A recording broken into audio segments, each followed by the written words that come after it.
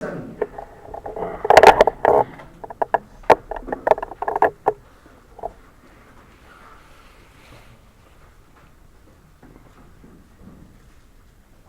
신약성경 제가 가지고 있는 성경으로 240년이 되겠습니다. 로마서 2장 1절에서 5절에 있는 말씀 교독하도록 하겠습니다.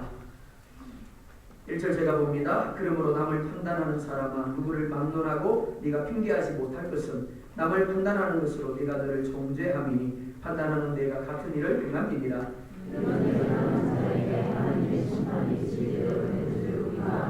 이런 일을 행하는 자를 판단하고도 같은 일을 행하는 사람아 네가 하나님의 심판을 피할 줄로 생각하느냐.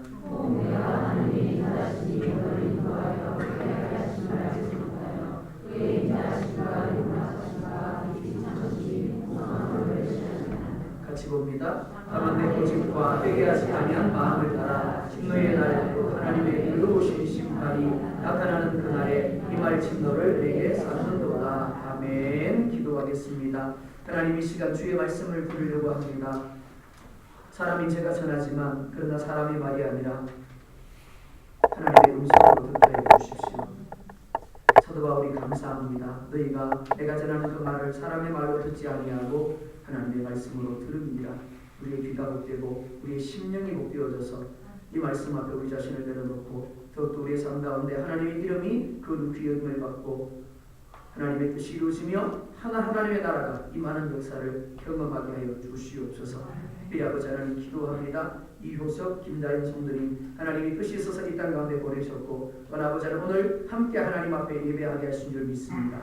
그들의 걸음걸음마다 하나님이 지켜주십시오. 그들에게 겸손함과 사모함과 갈급함을 도와셔서 하나님을 늘 의식하고 하나님을 의리하게 도와주시고 그래서 하나님의 손 붙들려 날마다 하나님과 동행하고 그 어떤 때보다 더 하나님의 은혜가 넘쳐나고 하나님의 역사가 경험되어지는 여정들 걸음들 되게 하여 주시옵소서. 우리 주님 예수님의 이름으로 기도드리옵나이다. 아멘. 제목 같이 읽어보겠습니다. 시작. 십자가는 용납과 기다림이다. 용납과 기다림의 십자가라는 제목으로 하나님의 말씀 증가하도록 하겠습니다. 며칠 전 새벽에 잠을 자다가 깜짝 놀라서 잠을 깼습니다. 지진이 일어난 것은 아니고요. 전화벨이 울렸습니다. 한국에 있는 처제가 전화를 했습니다. 여기 새벽이라는 것을 뻔히 알 텐데 전화를 했습니다. 그러니까 당연히 좀 기분이 나빴습니다. 짜증이 났습니다. 그런데 전화 통화하는 내용을 들으면서 그랬구나 라고 생각을 했습니다. 김혜리가 대학을 준비하는데 여기서 발급을 받아야 되는 서류가 있고 한국에서 직접 서류를 발급받아야 될 것이 있습니다. 그러니까 여기서 준비할 건 준비하고 한국에 있는 다은이가 또 서류를 준비했습니다. 그러니까 이중으로 학교에 접수를 하게 됩니다. 여기서 발송을 하긴 했는데 가야 되는 시간이 있다 보니까 서류가 일부만 학교에 도착을 했습니다. 그러니까 당연히 담당자가 이상하게 여겨서 처제에게 전화를 한 겁니다. 일부만 왔습니다. 이것도 처제는 놀라서 우리에게 바로 전화를 했습니다. 새벽이라는 것도 생각 안 하고. 이유를 모를 때는 화가 나죠. 새벽에 왜 전화해? 그런데 이유를 알고 나니까 그래서 그렇구나. 그렇게 생각이 되어졌습니다. 부활하신 예수님이 베드로를 찾아갑니다. 그리고 이렇게 묻습니다. 네가 나를 사랑하느냐? 우리가 알고 있는 것처럼 베드로는 3번씩이나 예수님을 부인했습니다. 단지 부인만 하지 않았습니다. 맹세하며 저주까지 했습니다.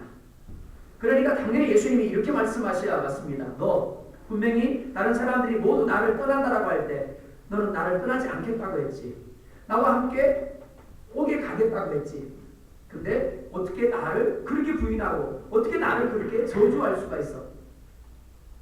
라고 이야기해야 되는 걸 맞습니다. 그런데 예수님은 단순히 네가 나를 사랑하느냐라고 3번 물으셨을 뿐입니다.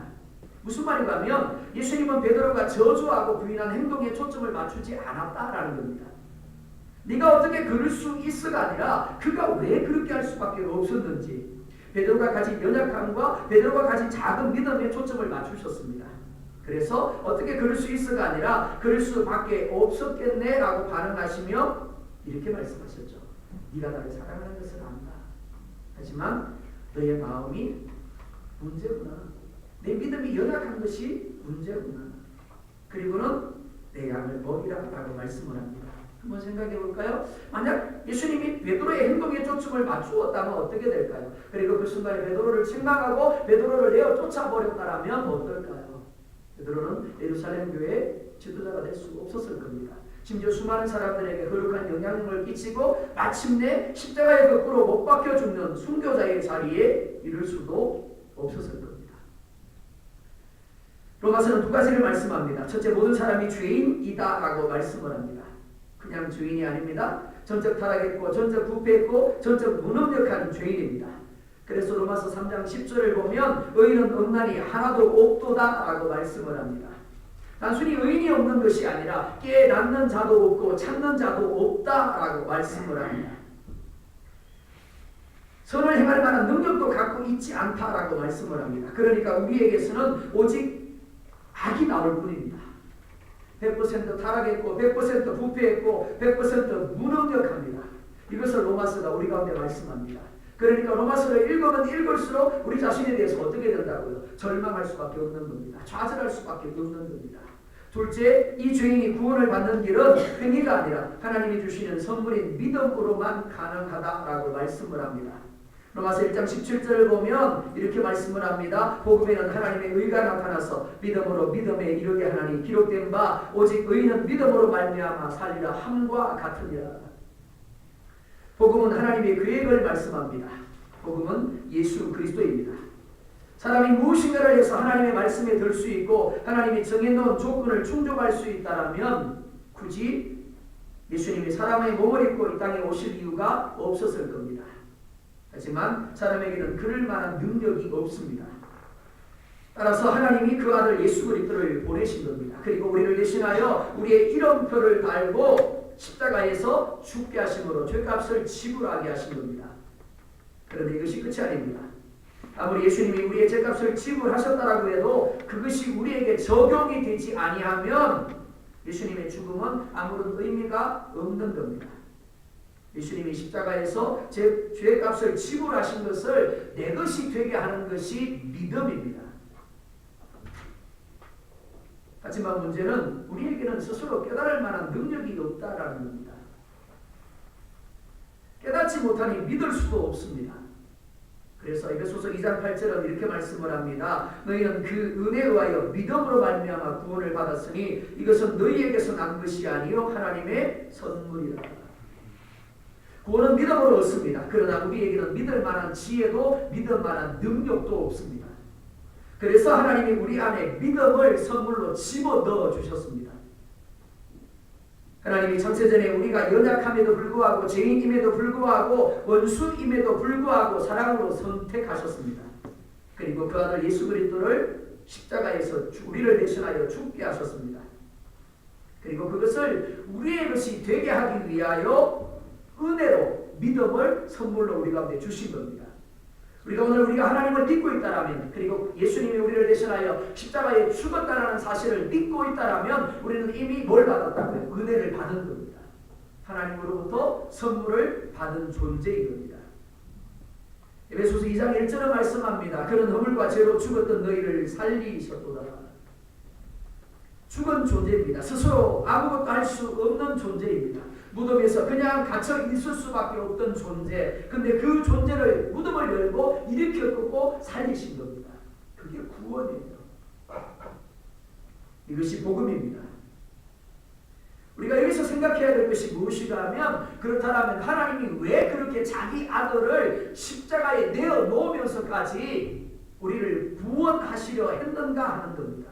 우리를 왜 이 예배의 자리에 있게 하셨는가 하는 겁니다. 에베소서 2장 7절을 보면 이렇게 말씀을 합니다. 같이 보겠습니다. 시작. 이는 그리스도 예수 안에서 우리에게 자비하심으로써 그 은혜의 지극히 풍성함을 아멘. 이렇게 말씀합니다. 예수 안에서 우리에게 자비하심으로 하나님이 우리에게 베풀어 주신 자비하심을 드러내기 위함이다라고 말씀합니다. 뿐만 아니죠. 그 은혜의 지극히 풍성함을 오는 여러 세대에 나타내려 합니다 라고 말씀을 합니다. 무슨 말인가 하면 오늘 우리가 구원을 받았습니다. 그리고 예배 자리에 있습니다. 누군가가 우리를 보면서 이렇게 생각합니다. 하나님의 자비구나. 하나님이 지극히 풍성한 은혜를 저 사람에게 허락해 주셨구나. 그렇게 고백하게 하기 위함이다라는 겁니다. 만약 우리가 복음을 가지고 우리가 구원을 받았다고 한다면 기본적으로 우리가 가져야 될 태도는 하나님이 내게 허락하신 은혜가 얼마나 풍성하고 그 자비하심이 내게 베풀어졌음을 여러 세대에 나타내어야 하는 겁니다. 불신자들은 저마다 나름대로의 삶의 목적을 가지고 살아갑니다. 어떤 사람은 명예를 위해서 살아갑니다. 정치에 한번 발을 들여놓은 사람은 결코 정치에서 발을 떼지 못합니다. 집안이 망하고 가족들이 손가락을 빨고 있는데도 불구하고 여전히 정치합니다. 어떤 사람은 물질을 위해 살고 어떤 사람은 권력을 위해 삽니다. 하지만 하나님의 사람된 우리가 가져야 될 삶의 태도는 하나님의 자비하심을 드러내는 것이고 하나님의 은혜의 풍성함을 나타내는 것입니다. 사업장에서, 직장에서, 그리고 공부를 하면서, 그리고 우리가 관계하는 모든 사람들과의 관계 속에서 우리가 정말 중요하게 여겨야 될 것이 바로 그것입니다. 바울이 쓴 로마서는 로마 교회를 그 대상으로 합니다. 그리고 로마 교회 안에는 참 다양한 사람들이 함께하고 있었습니다. 로마 시민들이 있었습니다. 그리고 이주한 유대인들이 있었습니다. 유대인 개종자들이 있었고 여러 나라로부터 잡혀온 노예들이, 그리고 나라와 민족에 따른 이방인들이, 심지어 교회 안에 머물고 있었지만 친구를 따라서, 이웃을 따라서 그냥 교회에 와본 사람들도 함께하고 있었을 겁니다. 바울이 2장에서 대상으로 삼고 있는 사람들, 즉 우리가 본문으로 읽고 있는 이 말씀은 교회 밖에 있는 사람들을 향하여 바울이 권면하는 내용이 아닙니다. 오늘 강단에서 말씀을 전하고 있는 저를 향하여 바울이 권면하는 겁니다. 네가 목사야? 라고 이야기하고 있는 겁니다.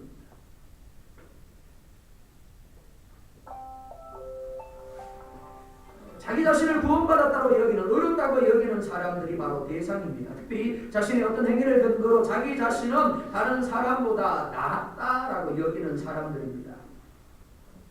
하나님을 거부한 경건치 않은 사람들과 모든 불의한 열매를 맺고 있는 교회 밖의 불신자들은 분명히 심판받아야 할 사람들임에 틀림이 없습니다. 하지만 이들만이 아니라 교회 안에서 나름대로 스스로를 어렵다고 여기며 불의한 사람들을 정죄하고 비난하는 사람들 역시 다르지 않은 거예요. 저 역시 다르지 않습니다. 목사만큼 많은 사람들을 판단하는 자리가 어디 있습니까? 수많은 사람들을 비난하고 수많은 사람들을 정죄하는 자리가 바로 목사의 자리입니다. 왜요? 누구보다 더 많이 예배하잖아요. 누구보다 더 많이 기도하죠.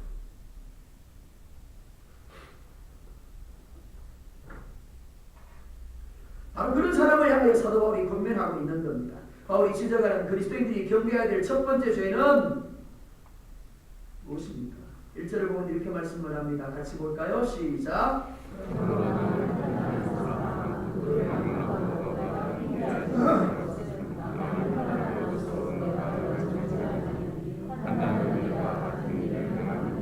아멘. 판단하다는 말, 원문을 보면 크리노라는 헬라어를 씁니다. 히브리어로는 사파트라는 단어를 씁니다. 그 의미가 무엇이냐면 첫째 분리하다, 두 번째 평가하다, 세 번째 판단하다, 네 번째 재판하다라는 의미입니다. 누군가를 평가합니다. 누군가를 판단합니다. 누군가를 재판합니다. 그리고는 그 사람을 나로부터 분리하는 겁니다. 나는 저 사람과 다른 사람입니다. 자, 그렇다면 판단을 하는 이유가 무엇이겠습니까? 첫째, 판단하는 이유는 자신을 다른 사람보다 더 나은 사람이라고 여기기 때문입니다. 늘 시험만 치면 빵점 맞는 사람이 있습니다. 그 사람이 40점 맞는 사람을 판단할 수 있을까요? 그럴 수 없습니다. 적어도 41점은 맞아야 40점 맞는 사람을 판단할 수 있는 겁니다.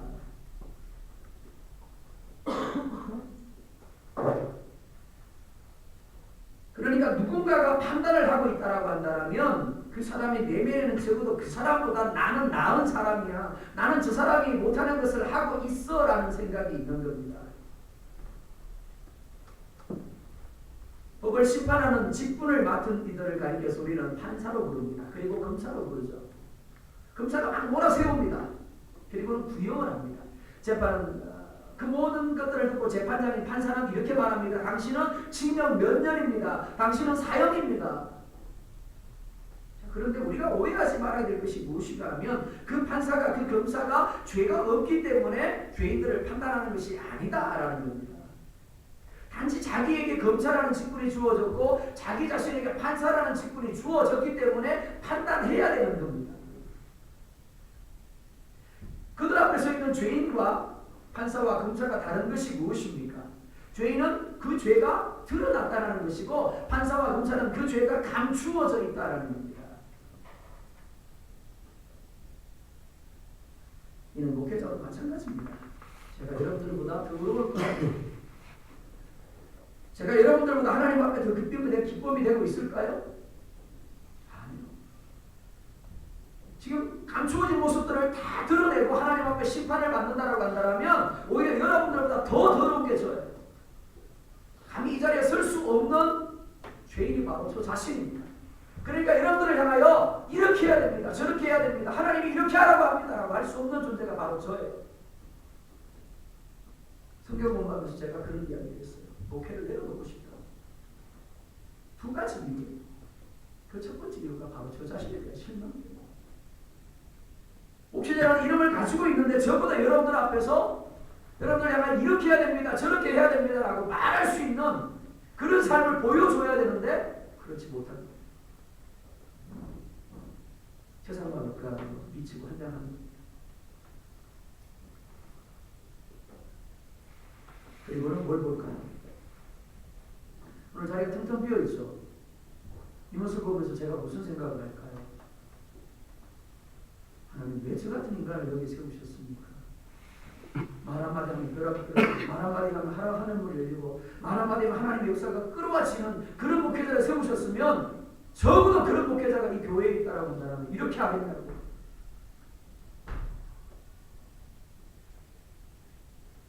맞습니다.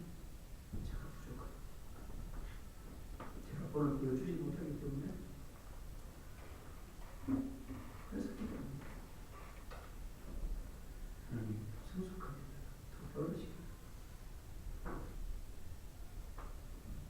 순종하지 못하는 모습들을 보면서 그들의 모습도 안타깝지만 정말 그들을 온전한 자리에 세울 수 없는 저의 부족함이 더 보이는 것.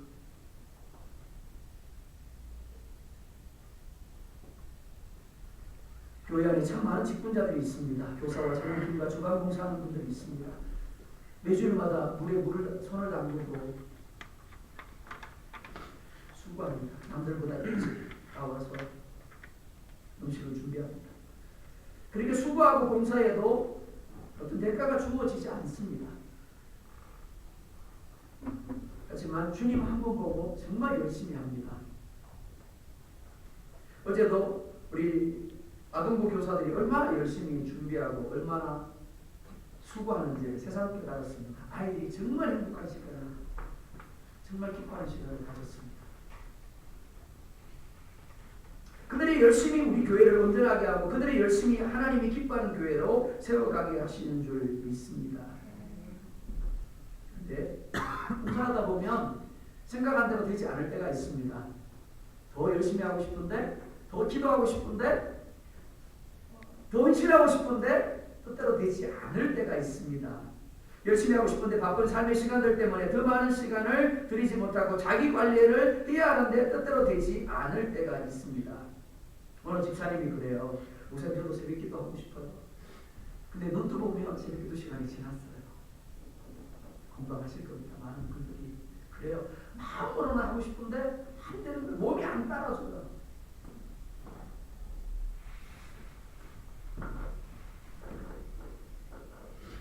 그런데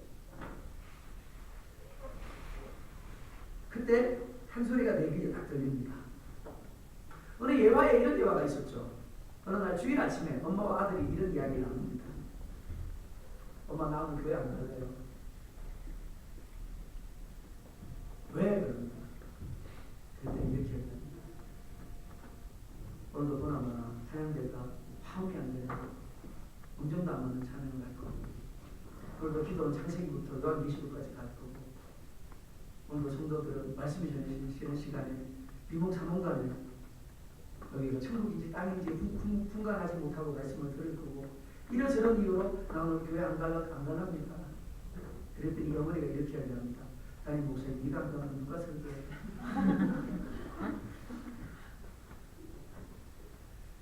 샤우팅 참 열심히 합니다. 그런데 열심히 하는 만큼 사실은 음정이 안 맞을 때가 있죠. 화음이 안 맞을 때가 있습니다. 그렇죠? 박자가 안 맞을 때가 있어요. 본인은 더 잘합니다. 하다가 이끌고 싶어요. 근데 마치고 나가는데 이렇게 얘기합니다. 오늘 음정 틀렸지? 음정 틀린 거 알고 있습니다. 근데 음정 틀렸지라는 그 말 한마디 어떻습니까? 올라오죠. 축구 경기 좋아하실 겁니다. 우리나라가 독일을 이겼습니다. 근데 그 앞에 경기들은 졸전을 했습니다. 보면서 박수 쳐주셨나요? 아니면 죽일로 마셨나요? 우리 대부분들은 너무나 자연스럽게 반응합니다. 저게 감독이야, 저게 선수야, 내가 해도 더 잘하겠네. 그렇습니다. 우리는 여러 사람들을 보면서 간중이 될 때가 참 많습니다. 너무나 쉽게 판단하죠. 왜 저렇게 라고 이야기합니다. 저럴 수밖에 없었겠네가 아니라 왜 그렇게 해? 라고 생각을 합니다. 그래서 하지 말아야 될 말을 하게 되고 주지 말아야 될 상처를 줄 때가 얼마나 많은지 모릅니다. 하지만 오늘 하반절은 이렇게 말합니다. 남을 판단하는 것으로 네가 너를 정죄하니 판단하는 내가 같은 일을 행함이니라. 지난 주일에 살펴본 것처럼 다윗은 부자의 이야기를 들으면서 흥분합니다. 그리고 이렇게 말하죠. 마땅히 죽일 자다. 하지만 그 부자는 바로 자기 자신이었습니다. 대부분 사람들은 다른 사람을 판단할 때 자신은 그러한 죄를 범하지 않았다라고 생각을 합니다. 하지만 성경은 죄 없는 사람은 하나도 없다라고 말합니다. 목회자는 죄 역시 다르지 않습니다. 늘 제가 드립니다. 여러분들과 다른 것은 말씀을 전할 직분을 맡은 것뿐이에요. 우리가 판단해야 될 기준은 나 자신이 아닙니다. 나는 이만큼 했는데 저 사람은 못했다가 아닙니다. 나는 새벽기도 하는데 왜 저 사람은 새벽기도 안 하지? 나는 주일 성수하는데 왜 저 사람은 주일 성수가 안 될까? 나는 11조 하는데 왜 저 사람은 11조가 안 될까? 맞습니다. 해야 되는데 못하고 있는 게 맞아요. 그런데 우리가 그 모든 것들을 판단할 때 나의 기준이 아니라 하나님의 기준으로 판단해야 되는 겁니다. 하지만 어느 누가 하나님의 기준으로 볼 때 자기 자신에 대하여 부족함이 없다라고 자부할 수 있겠습니까? 아무도 없는 겁니다. 하지만 이를 인정하지 아니하니까 나는 아는데 왜 너는 왜 못해? 라고 이야기를 하게 되는 겁니다. 그리고 그로 말미암아 본의 아니게 상처를 주게 됩니다. 베드로라고 부인하고 싶었을까요? 베드로라고 예수님을 저주하고 싶었을까요? 아니요. 그가 가진 수준이 그거였어요. 그 믿음이 그 정도였고 그 마음이 그렇게 약했기 때문에 그렇게 할 수밖에 없었던 겁니다. 그러니까 자기는 예수님 앞에서 그렇게 큰 소리를 쳤는데 결국 상황 속에서 예수님을 부인하고 저주할 수밖에 없었던 겁니다. 둘째, 나의 나됨이 하나님의 은혜로 인한 것임을 올바로 인식하지 못하기 때문에 판단하게 됩니다. 바울은 누구보다 많은 일을 감당한 사도입니다. 그러니까 당연히 자신이 한 일들을 자랑해야 됩니다. 그런데 고린도전서 15장 10절을 보면 이렇게 말씀을 합니다. 같이 보겠습니다. 시작. 그러나 이것은 하나님의 은혜로 된 것이니 내 지식으로 되지 아니하여 내가 모든 사도보다 더한 실수하였으나 내가 한 것이 아니요 오직 나와 함께 하시는 하나님의 은혜로다. 아멘. 바울은 누구보다 율법의 열심을 가진 사람이었습니다. 스스로를 율법의 완전한 사람이라고 여겼습니다. 그러니까 말씀에 어긋난 것은 결코 용납하지 못했습니다. 그런데 그런 그가 다메섹에서 예수님을 만납니다. 그리고 두 가지를 깨닫습니다. 그 첫째는 나만큼 괜찮은 사람이 있으면 나와봐. 나만큼 하나님을 열심히 섬기고 잘하는 사람이 있으면 나와봐 라고 했던 바울입니다. 그런데 그런 그가 이렇게 고백합니다. 나는 죄인 중에 괴수입니다. 가장 괜찮은 사람인 줄 알았는데 가장 잘하는 사람인 줄 알았는데 아니요. 가장 악한 죄인이었다. 둘째는 자신의 삶, 자신의 구원, 자신의 사역 등 모든 것이 하나님의 은혜로 된 것이지 자신에게 난 것이 아니라는 것을 깨달았습니다. 이렇게 고백하죠. 내가 나된 것은 하나님의 은혜로 된 것입니다. 모든 사도보다 내가 더 많이 수고하였지만 내가 한 것이 아니요 오직 나와 함께 하신 하나님의 은혜로라. 그래서 바울은 이렇게 고백합니다. 나는 오늘도 내가 한 일, 즉 뒤의 일은 잊어버리고 오직 예수 그리스도의 은혜만을 바라보고 달려갑니다. 어제 뭘 하셨나요? 어제 기도하셨죠? 누군가를 위해 기도하셨을 겁니다. 누군가를 찾아가서 신방하셨을 겁니다. 누군가를 위로하고 격려하셨죠. 그리고 몸된 교회를 위하여 봉사하셨을 겁니다. 땀을 흘리고 눈물을 흘리셨을 겁니다. 그리고 많은 물질로 또 씨앗을 뿌리셨을 겁니다. 근데 바울은요, 내가 다 잊어버렸어요. 내가 어제 뭐 했는데요? 내가 1년 전에 뭐 했는데요? 그리고 어떻게 한다고? 오직 다시금 내게 은혜 주신 그 예수님의 은혜만 바라보고 달려갑니다.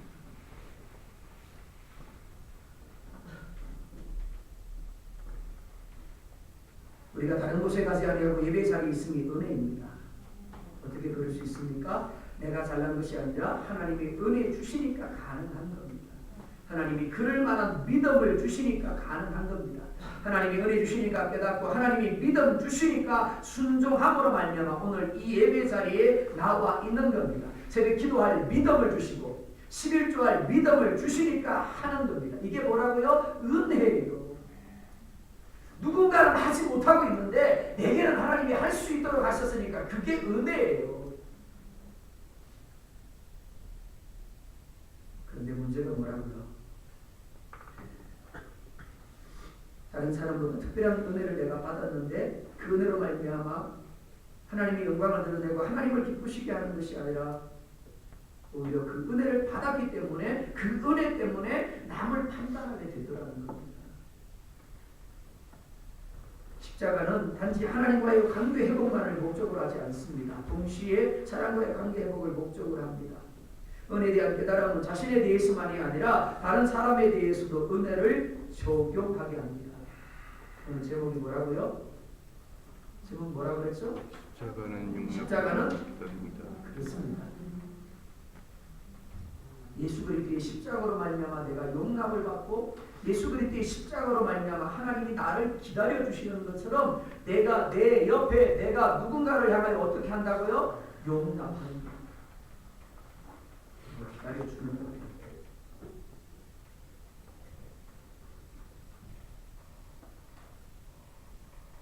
실제로 남을 판단하는 이유는 말씀을 자신이 아닌 다른 사람에게 적용하기 때문입니다. 예배 자리, 말씀을 듣는 자리에 오고 싶다고 할 수 있는 것이 아닙니다. 하나님이 오게 하시랍니다. 은혜입니다. 하나님은 왜 이런 은혜를 내게 주시나요? 하필이면 오늘 빠진 그 사람이 들어야 될 말씀이네? 아니요. 내가 들어야 될 말씀. 내가 듣고 내게 적용해서 내가 변화되어야 될 말씀인 겁니다. 그래서 나에게 은혜를 주셔서 내게 믿음을 주셔서 이 자리에 앉아 있게 하신 거예요. 그런데 우리는 말씀을 들으면서 이렇게 이야기합니다. 하필이면 그 사람이 빠졌어. 그 사람이 들었으면 참 은혜스러운 말씀인데 그렇죠.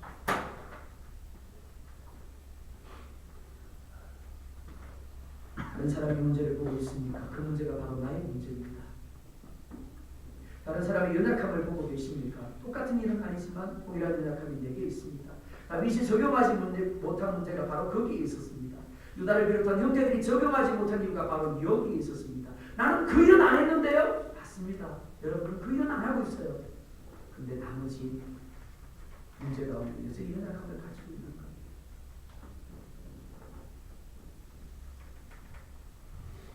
가나안 집으로 돌아가는 야곱의 가족들입니다. 그런데 하나님이 야곱을 홀로 남기십니다. 왜 레아를 남기지 않았을까요? 왜 라헬을 남기지 않았을까요? 아직까지도 드라빔을 버리지 못하고 있는 라헬입니다. 그러면 라헬을 남기셔야 되잖아요. 그런데 라헬이 아니에요. 레아가 아닙니다. 그의 가족들이 아니에요. 야곱 혼자만을 남기십니다. 왜요? 야곱의 문제이기 때문에 그렇습니다. 야곱이 십자가에 죽고 야곱이 변해야 했기 때문입니다. 마찬가지입니다. 내가 십자가에 죽어야 하고 내가 변해야 합니다. 남의 흐름만 자꾸 보면 안 되는 겁니다. 우리 집은 대남편만 바뀌면요 정말 천국이 될 것 같아요. 그럴 수 있습니다. 그렇죠?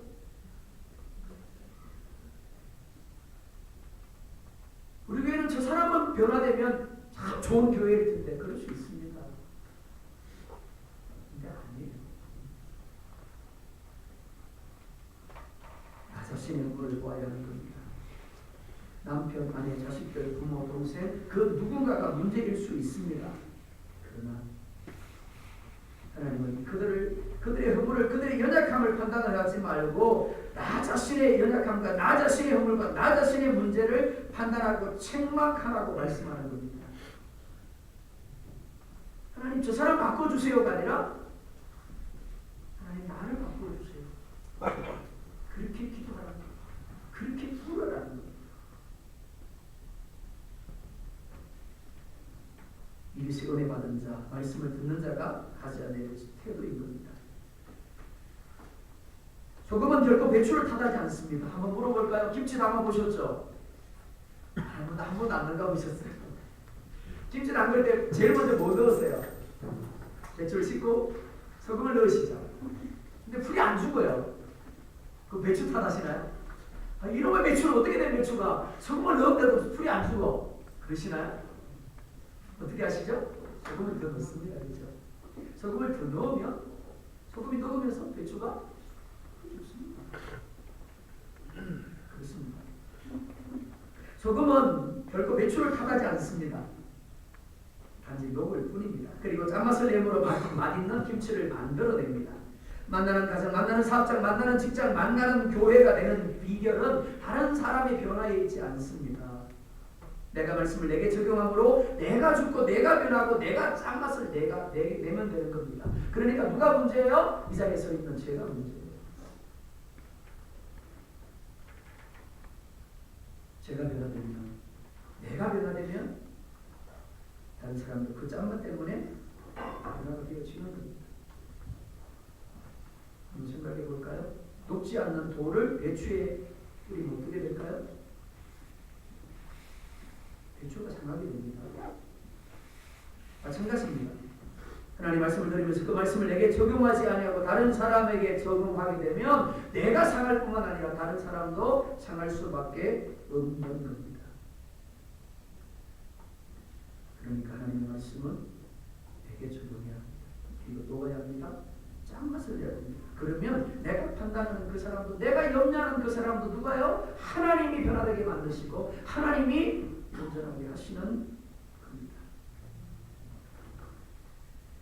대체 자기 자신이 판단하고 정죄하는 대로 자신이 하나님 앞에 판단받게 될 것을 생각하지 않기 때문입니다.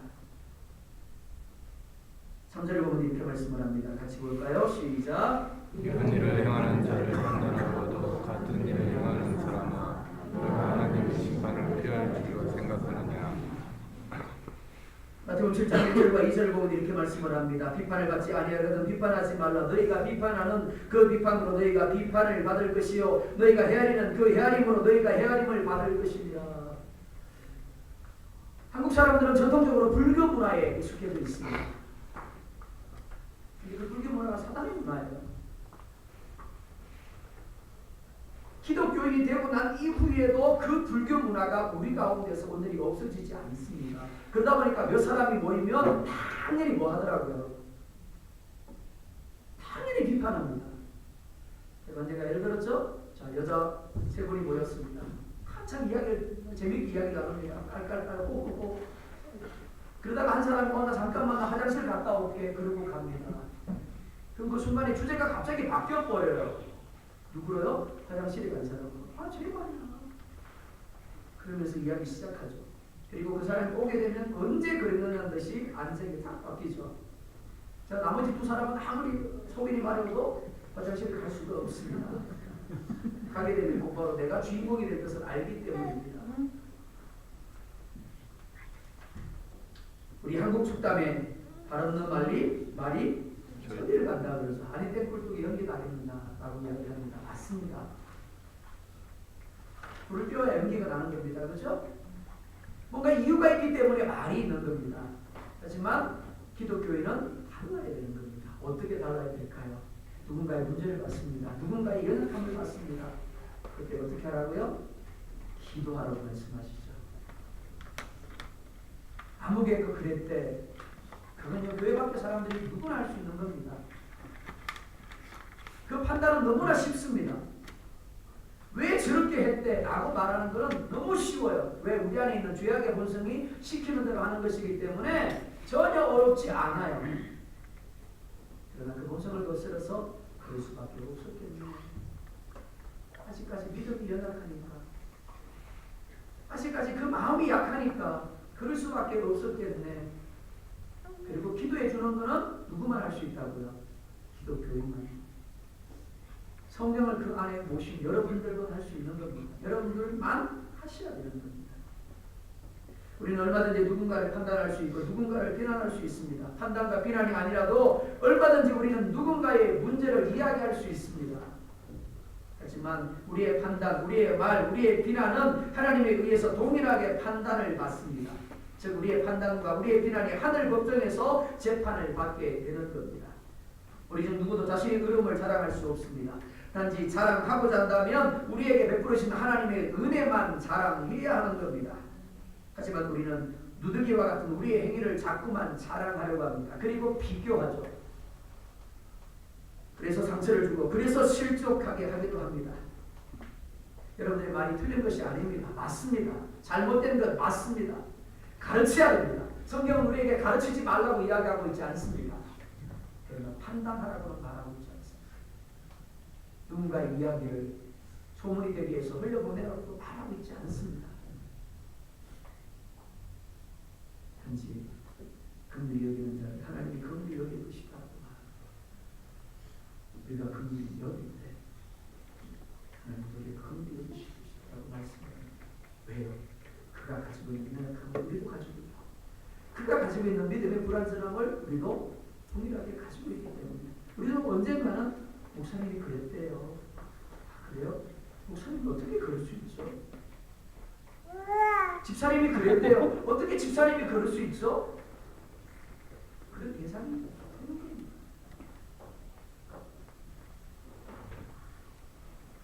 하나님이 아담에게 죽을 것이다 라고 말씀을 합니다. 그러나 그의 생명을 곧바로 취하지 않습니다. 왜요?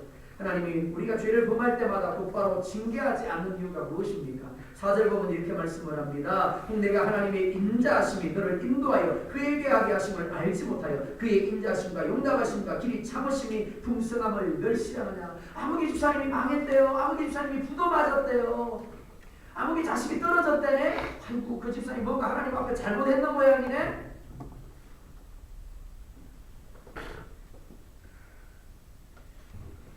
우리는 하나님이 치시지 않으니까, 하나님 우리를 징계하지 않으니까 우리는 잘하고 있는 거예요. 그렇죠? 하나님이 길이 참고 계십니다. 왜요? 우리의 불안한 믿음을 알고 약함을 아십니다. 그래서 용납하시고 그래서 기다려주시는 거예요. 베드로가 그랬습니다. 바울이 그랬습니다. 우리가 알고 있는 것처럼 바울은 핍박자였습니다. 그 사람이 사도가 될 것이다. 누구도 생각할 수 없습니다. 근데 바울이 뭐라고 고백합니까? 이렇게 말하죠. 하나님이 나를 충성된 사람이 될 것이다 여겼다. 그래서 나를 사도로 삼았다. 가능성이라는 건 제로예요. 근데 하나님은 사도 바울에게서 그가 충성될 것을 보았대요. 그래서 용납하셨대요. 그래서 기다리셨대요.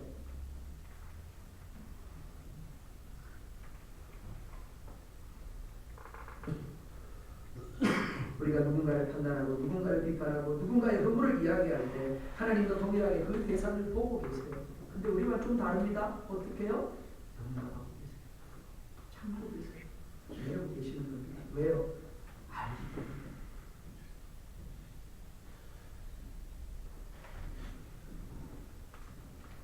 그리고 동일하게 그에 대해서 말하고 있는, 그를 비난하고 정죄하고 있는 나도 보고 계십니다. 그러면서 말씀하실까요? 너도 내가 참고 있는 거야. 너도 내가 기다리고 있는 거야. 그렇게 말씀하십니다. 마찬가지입니다. 하나님이 다른 사람에 대해서도 길이 참으시고 인내 하심을 우리는 고백해야 됩니다. 증거해야 합니다.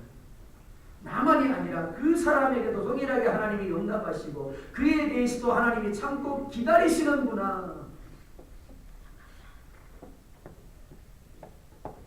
5절에 보면 이렇게 말씀을 합니다. 다만 내 고집과 회개하지 아니한 마음을 따라 진노의 날 곧 하나님의 의로우신 심판이 나타나는 그날에 임할 진노를 내게 쌓는구나.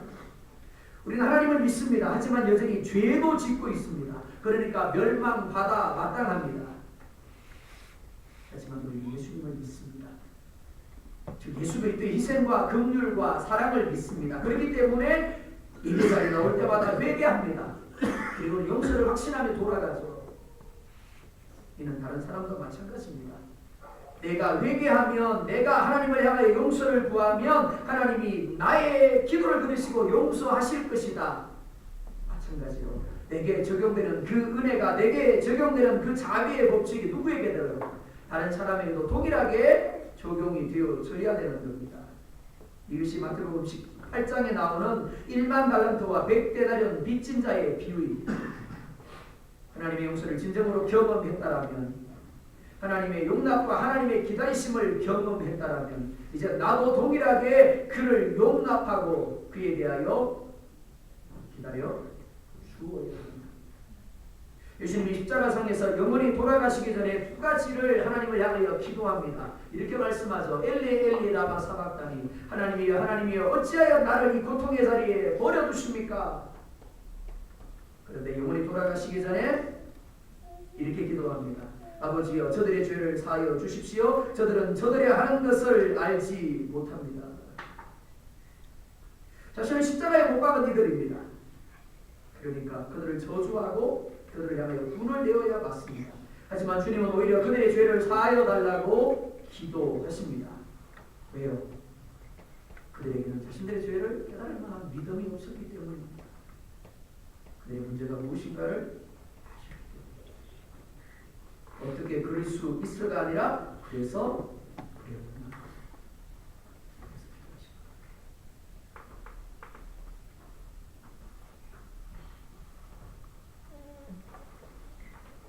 하나님이 오늘 우리를 용납하신 것처럼 네 옆에 있는 누군가를 용납했으면 좋겠습니다. 말하는 것은 참 쉽습니다. 진짜 왜 저렇게 말해요? 왜 저를 그렇게 했어? 그러나 여기까지 올라왔을 때 하나님 보고 계시죠? 제 연약함을요, 제 믿음의 불완전함을 하나님 불쌍히 여겨요. 그래서 그가 온전히 주의를 성수하고 그가 목숨 걸고 신앙생활을 하고 그가 말씀에 온전히 순종하는 자리이기 때문에 아무나 할 수 있는 것이 아닙니다. 오직 자기 자신에게 베푸고 싶은 하나님의 용납과 기다림을 인정하는 자, 그리고 하나님이 그렇게 할 수 있는 겁니다. 그리고 그렇게 할 때 어떻게 그럴 수 있어가 아니라 그럴 수밖에 없었겠네, 그럴 수 있었겠네, 내가 그를 위해서 기도해 줘야 되겠네. 그리고 십자가를 질 때 그래서 하나님의 나라가 임하고 하나님의 천국이 임할 줄 믿습니다. 자, 영상을 한번 보겠습니다. 여러분들이 잘 아는 영상입니다. 그런데 우리가 어떤 관점을 가지고 해석하는 사람을 대하느냐에 따라서 전혀 다른 하나님의 결과가 주어짐을 보여주는 영상입니다. 우리 영상 보고 기도하겠습니다.